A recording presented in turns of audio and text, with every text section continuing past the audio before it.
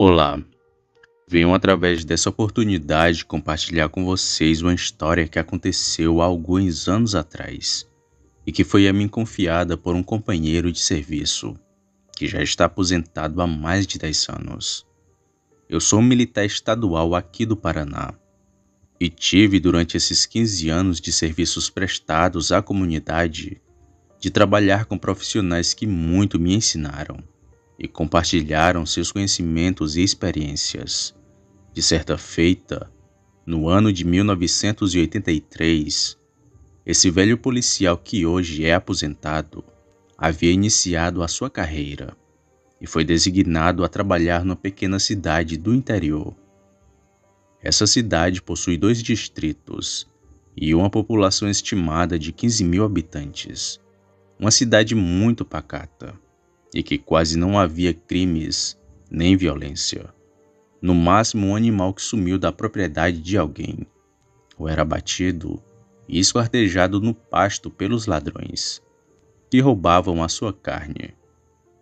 Pois bem, as escalas de serviços eram sempre de um policial sozinho durante o dia e 2 durante a noite. E em uma tarde de sábado, chegou a ligação de um telefone público orelhão dos distritos, onde tinha uma venda.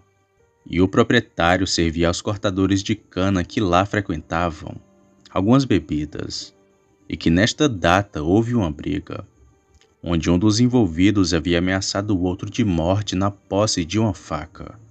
O dono do bar que era o solicitante da ocorrência. Então, ao final dessa tarde, quando o reforço chegou, os 2 policiais foram com a viatura até esse estabelecimento. E lá entraram em contato com o dono do bar. Então o mesmo informou que os envolvidos já tinham ido embora. Inclusive, ele estava terminando de arrumar as cadeiras e mesas, que tinham sido derrubadas durante a briga, e ele queria logo fechar o seu estabelecimento. Bom, como ainda não tinha anoitecido, os policiais colheram as informações dos 2 envolvidos, que eram cortadores de cana de uma fazenda próximo daquele bar. O dono do estabelecimento conseguiu, na hora da briga, fazer com que os homens não se matassem. Porém, um deles olhou com muita raiva para o dono do bar, quando o mesmo pediu para que ele fosse embora e não voltasse mais ao seu comércio. Ele ainda sentiu-se ameaçado. Foi quando o homem, ainda com a faca em punho, falou o seguinte para ele: "Ainda essa noite eu irei voltar e me vingar de você e de toda a sua família." Porém, como ele estava embriagado, o dono do bar nem precisou fazer força para expulsar aquele homem, pois o mesmo se retirou indo a pé em direção à fazenda. Os policiais conversaram entre si e resolveram ir até a dita fazenda, a fim de identificar e qualificar ao menos um desses envolvidos. No caso, de preferência o autor da ameaça narrada pelo comerciante. Pois bem, ao se dirigirem ao local com a viatura com destino à fazenda de cana, o qual ficava a alguns quilômetros, um dos pneus acabou estourando, e eles ficaram para remendar o pneu ali mesmo. Com isso acabou anoitecendo, e aquela noite era de lua cheia.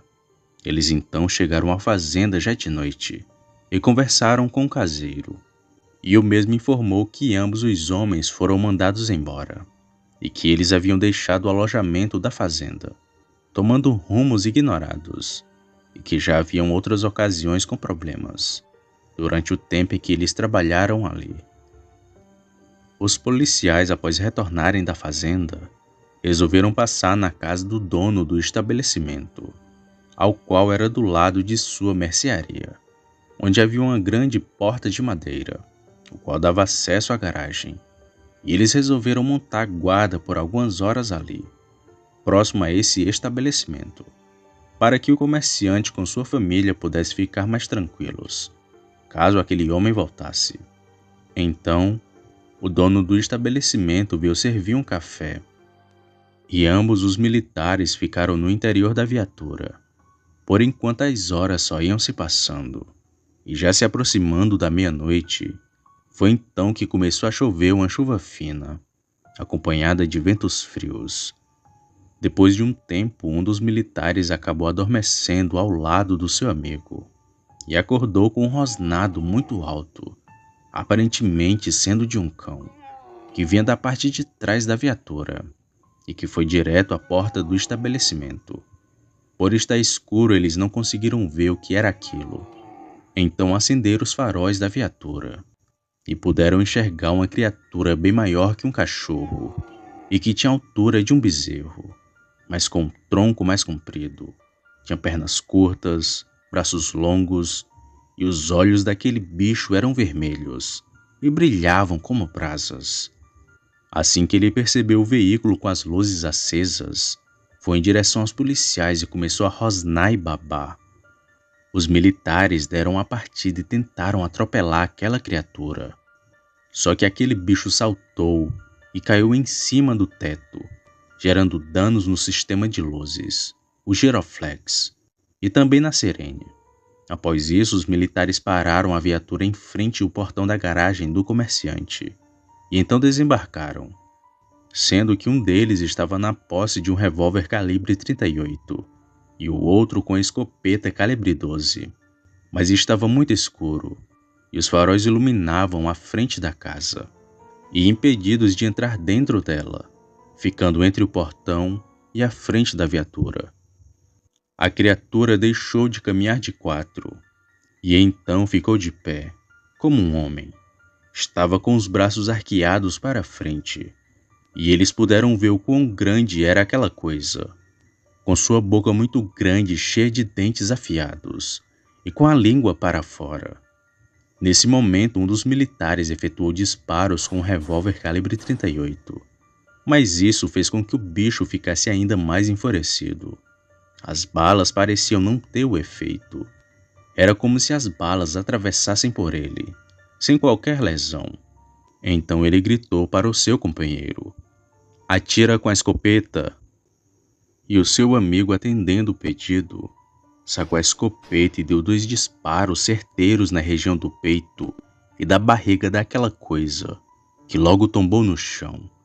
Como na época não havia celular, eles demoraram para conseguir ligar para a delegacia da comarca, a fim de comunicar o homicídio e solicitar a perícia e o rabecão do IML para buscar o corpo daquela criatura.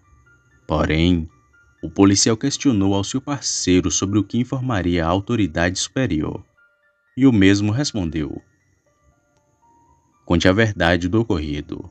Abatemos uma criatura desconhecida." Mas enquanto eles conversavam e voltaram para iluminar aquele animal com farolete, visualizaram um homem sem roupas e ferido com 2 disparos de escopeta, com perfurações no peito e na barriga, contando também com tiros de revólver na clavícula, pescoço e ombro. O homem só foi reconhecido por causa do comerciante, pois ele reconheceu que era o mesmo homem que havia causado a confusão de mais cedo, e era o mesmo que tinha ameaçado de voltar e se vingar. Também foi confirmado pelo caseiro da fazenda. Depois desse acontecido, foi instaurado inquérito policial militar para ouvir os policiais e as testemunhas, assim como paralelo à investigação do delegado daquela comarca, pois a história de que o homem fosse um lobisomem não teve como se comprovar, mesmo com os relatos dos envolvidos. O homem foi sepultado no cemitério municipal. Após alguns meses do ocorrido, houve uma solicitação de exumação do cadáver para uma nova perícia. Porém, na cova rasa do homem, não foram localizados seus restos mortais, sendo assim um caso de mistério nunca esclarecido até hoje. Apenas aqueles que viram e narraram os fatos e testemunharam a ferocidade daquela besta